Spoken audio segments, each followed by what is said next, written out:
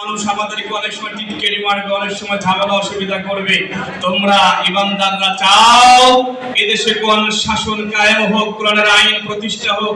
এটা তোমরা চাইলেও হবে না, পারবে না, কারণ তোমাদের পার্সেন্টেজ কম।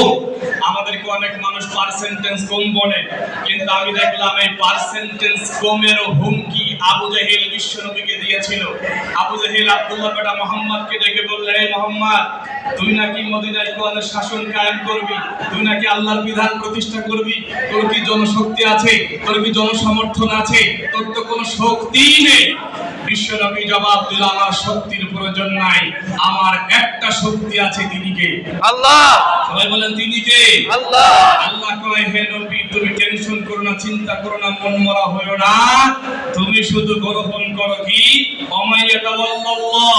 আমার আল্লাহকে বন্ধুরূপে গ্রহণ করে নাও, রাসূলুহু রাসূলদেরকে বন্ধুরূপে গ্রহণ করে নাও, ওয়াল্লাযীনা আমানু, যারা মানুষের মধ্যে ঈমানদারদেরকে বন্ধুরূপে গ্রহণ করে নাও।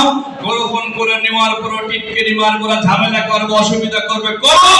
আমার আল্লাহর দল হলো ফাইন্না হিজবাল্লাহ, আল্লাহর দলের সাথে সংশ্লিষ্ট হয়ে যাও, অ্যাড হয়ে যাও, ইনক্লুড হয়ে যাও, ওখানে সংযুক্ত হও, লিপিবদ্ধ হও, ওখানে তোমরা চলে আসো। এটা যারা যারা করবা, আল্লাহ বললেন তোমাদের আশার বাণী হলো, শোনো, হুমুল গালিবুন, আমি আমার আল্লাহর দল বিজয় করব। সুবহানাল্লাহ বলবেন না? সুবহানাল্লাহ। প্রিয় উপস্থিতি, আমরা রোজা থেকে শিক্ষা নেব একটা